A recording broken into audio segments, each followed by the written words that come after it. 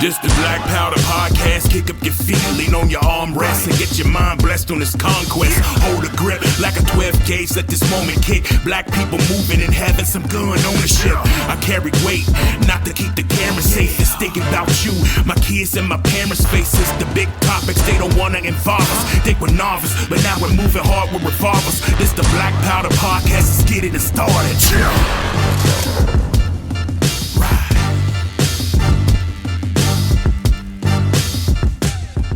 Let's go ahead and make the best of this episode. We're going to try something new. Shout out to Omega Sparx for hitting us with that banger of an intro.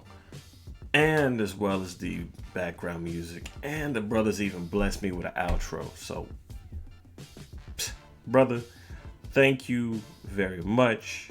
And it's just amazing. I have my own theme song. It's got me feeling like a G. Oh, shit! We're also going to try a little something new as well, because I finally figured out how to set up this soundboard. Yeah, we're going to try to have fun with this one though. But I do owe you all an apology, and I thank you for your patience, and I thank you for understanding, and hopefully it won't happen again, because if it does, well, I got to worry about this. Don't make me take off my belt. I don't want to see that happen, because that gives me flashback to my childhood. Yeah, we all know what that belt looks like. We all remember what that belt feels like. But nonetheless, let's get right into story time with Yasuke Fett. This story deals with an incident that happened in my personal life. I'm going to go into details behind the names, and I'll try and keep it as slightly vague as possible, while at the same time making sure that basically the truth comes out, and all the major points of the events come out as well.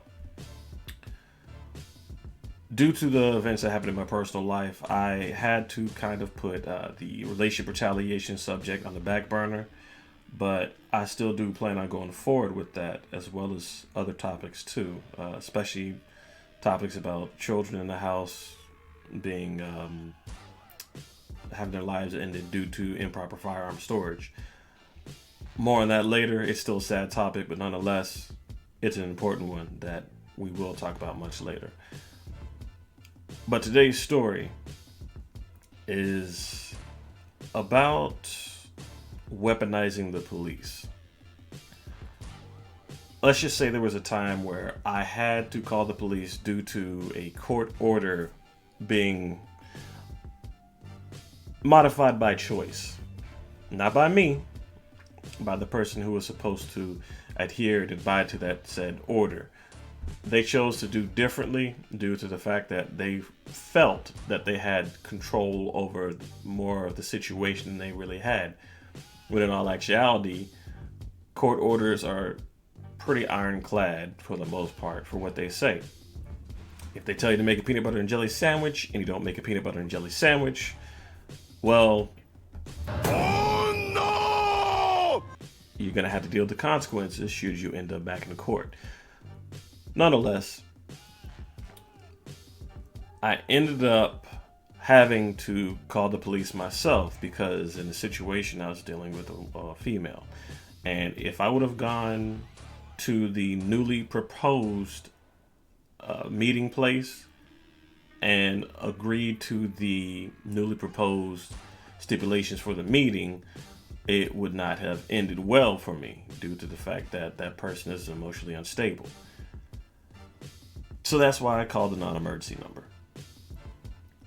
Police showed up to the newly proposed place, quote unquote, and ended up talking with myself as well as the female. And long story short, we were able to, basically the police said we had to adhere by the court order, which on that day, the court order was in favor of me.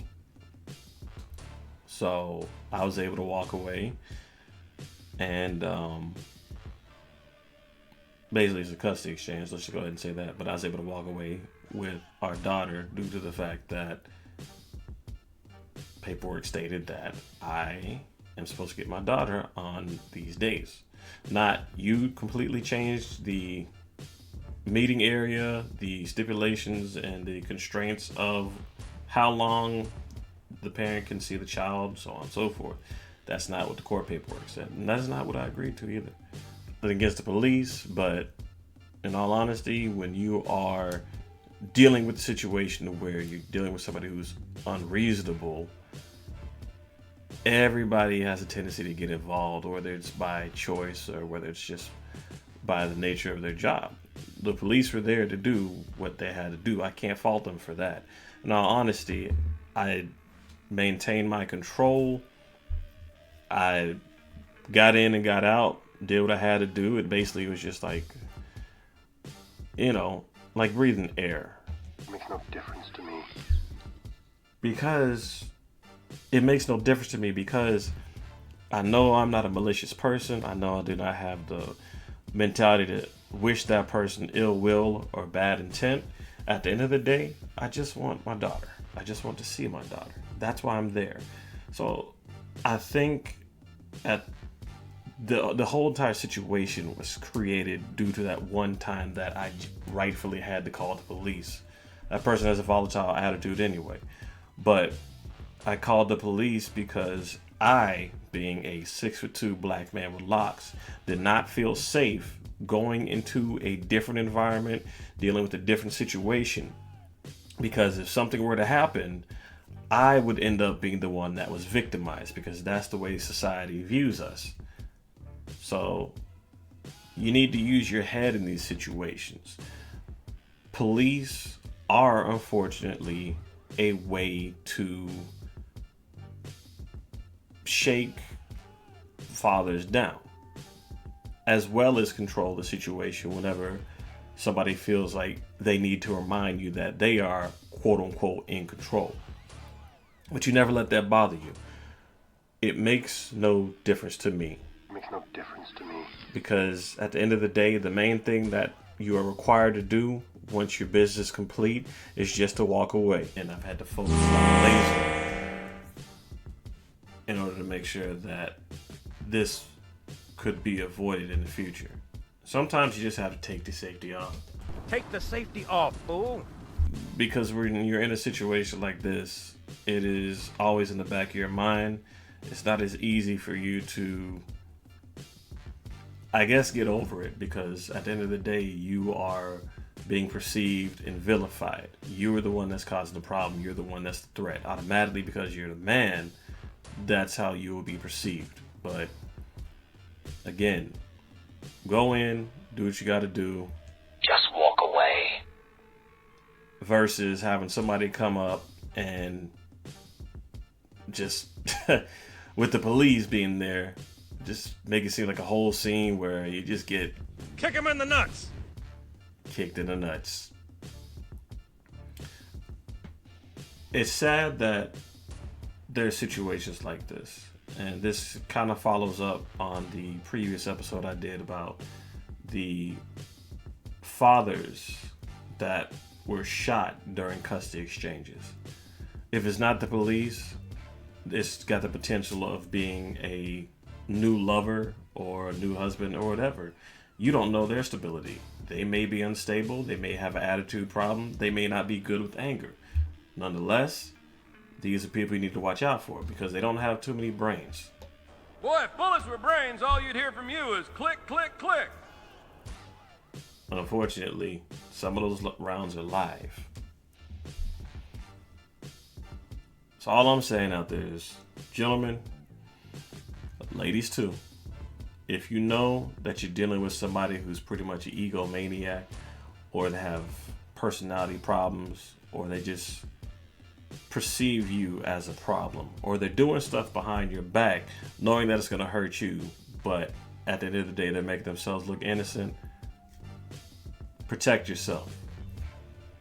Maintain frame, keep your mindset cool, calm, and collected, and at the end of the day, like I said, Just walk away. that's the biggest thing you can do, because you're not there for a mud fight. You're not there to let your ego fly. You're there for your child. Period. All that other small stuff you can handle in court. Your life is not worth somebody's stupidity. Some people, Well, as I always say, people are people. You are lucky breathing is an involuntary reflex. Yeah. Because sometimes it seems like it's a struggle for people like that to breathe. But it's your job to make sure that you walk away breathing. Take care of yourself out there. Love your kids. Love your family. And for those of you who are lucky and fortunate and blessed enough to still be a whole family unit, maintain that. Keep that family as a whole. Because if you don't, it's either going to be Big Daddy government or the police that's going to take that belt off. Don't make me take off my belt. All right, I think that's enough of the soundboard. I can't help it. I like these buttons. Nonetheless, the way we win this is by being smart about it. If we're not smart about it, we're never going to win this war. At this rate, we're never going to win this war.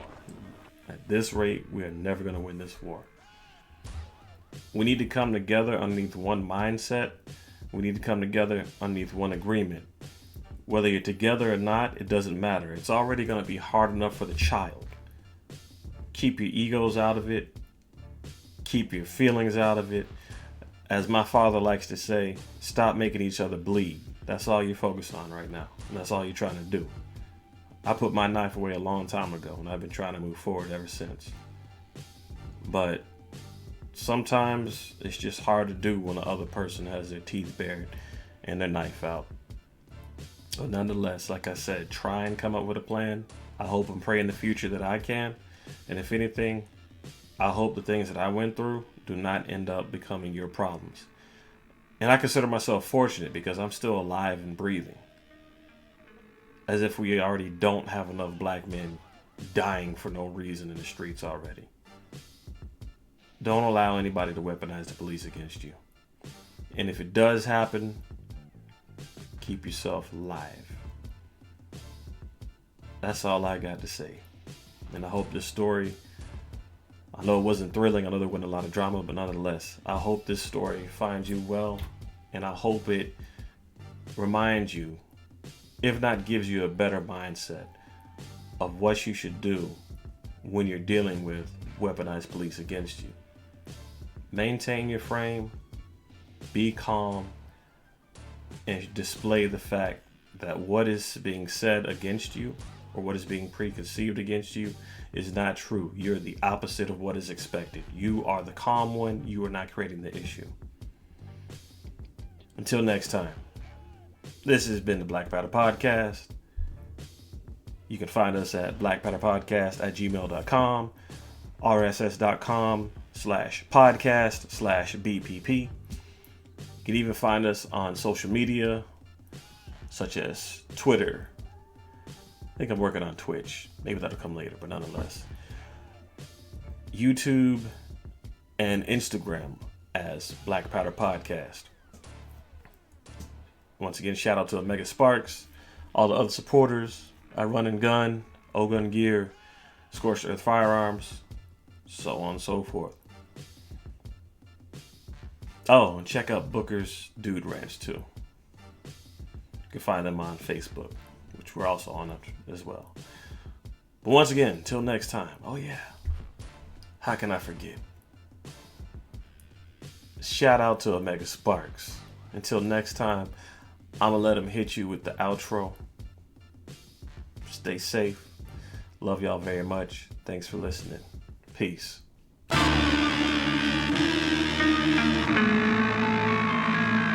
This the Black Powder Podcast, let's get explicit. We got the wisdom hitting targets with a marksman's precision. We're having fun in the booth, we're running gun for the truth. Every future black gun owner, we're spreading the news. We do it legal, we're moving regal and blessing the people. Some hopes for the culture, we keep it locked like guns in our holster. Holding it down as we're loading the rounds. If they were nervous back then they're gonna be scared of us now. Black Powder Podcast, we'll be back in a while.